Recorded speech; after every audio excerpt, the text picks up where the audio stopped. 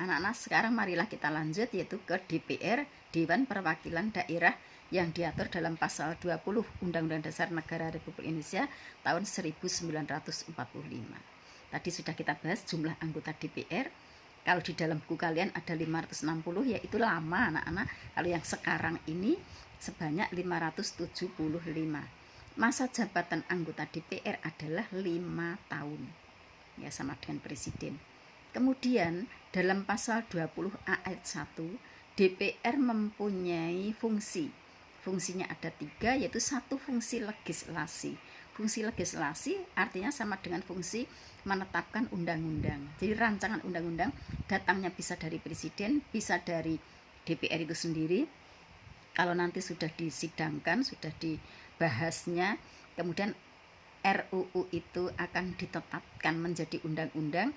Ini perlu adanya persetujuan dari presiden. Kalau presiden sudah menyetujuinya, maka presiden akan mengesahkannya, RUU menjadi undang-undang.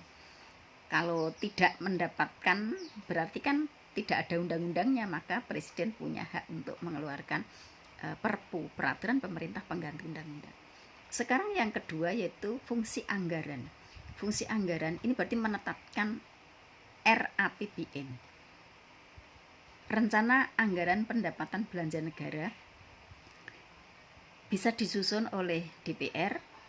Kalau nanti itu sudah disetujui oleh presiden, maka DPR akan menetapkan RAPBN menjadi APBN, Anggaran Pendapatan Belanja Negara. Seandainya ini tadi ditolak, misalnya RAPBN itu ditolak, maka dapat menggunakan APBN tahun yang lalu. Berikutnya sekarang yang ketiga yaitu fungsi pengawasan. Yang membuat undang-undang kan lembaga legislatif, DPR dan presiden. Maka sekarang tugas ketika presiden melaksanakan tugasnya dalam bidang pemerintahan, yaitu menjalankan undang-undang, DPR-nya mengawasi anak-anak.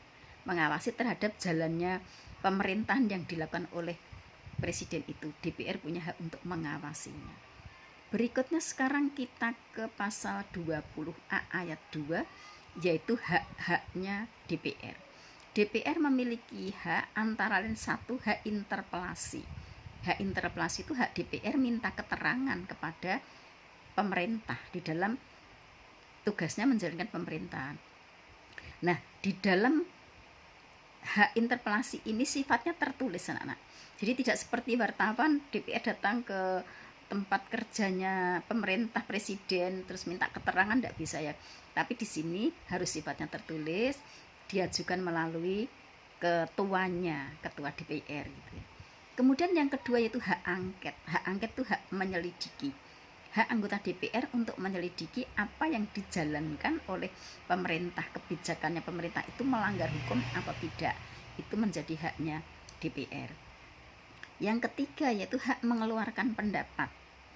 Jadi hak DPR untuk menyampaikan pendapat atau usul mengenai kebijakan pemerintah. Jadi kalau pemerintah akan memiliki suatu kebijakan-kebijakan, DPR memiliki hak untuk menyampaikan usulan atau pendapatnya gitu ya. Ini namanya hak mengeluarkan pendapat. Saya rasa untuk DPR cukup ya anak-anak ya. Berikutnya langsung kita ke DPD, Dewan Perwakilan Daerah. Ini tadi sudah saya sampaikan, DPD jumlahnya masing-masing daerah yaitu sebanyak 4 orang wakil untuk mewakili daerahnya. Nanti usulan-usulannya adalah tentang daerah semua. Ini kalau provinsi kita ada 34, berarti 4 kali 34 sehingga jumlahnya adalah 136. Ini merupakan lembaga yang baru ya, DPD ini ya. Kalau dulu sebelum diamandemen itu MPR terdiri dari anggota DPR, utusan daerah dan golongan. Kalau sekarang itu tidak ada golongan gitu ya, tapi yang ada adalah utusan daerah. Kemudian domisilinya DPD ini di daerah.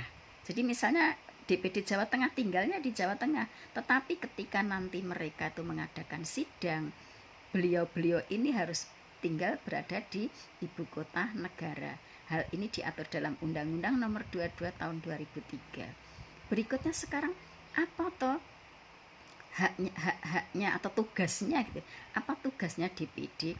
Tugasnya DPD itu ada 4, yaitu 1, mengajukan rancangan undang-undang RUU tapi yang hubungannya adalah dengan daerah, entah itu hubungan daerah dengan pusat, entah itu pengelolaan sumber daya alam, tentang ekonomi apa, pokoknya semuanya yang hubungannya dengan daerah, untuk diajukan dalam rancangan undang-undang yang akan dibuat oleh presiden ataupun DPR. DPD punya hak untuk mengusulkannya, mengajukannya. Yang kedua, membahas RUU, rancangan undang-undang tadi yang hubungannya adalah dengan daerah juga, termasuk juga yaitu tentang APBN. Ya, jadi APBD-nya daerah itu nanti akan disampaikan untuk dalam pembuatan APBN gitu ya, rancangannya ini diajukan oleh DPD. Kemudian yang ketiga, melakukan pengawasan terhadap pelaksana undang-undang tersebut ya, dan menyampaikannya kepada DPR. Jadi mengawasi apa yang dilaksanakan oleh dalam pelaksanaan pemerintahan itu nanti DPD bisa melakukannya pengawasannya dan disampaikan pengawasannya kepada DPR.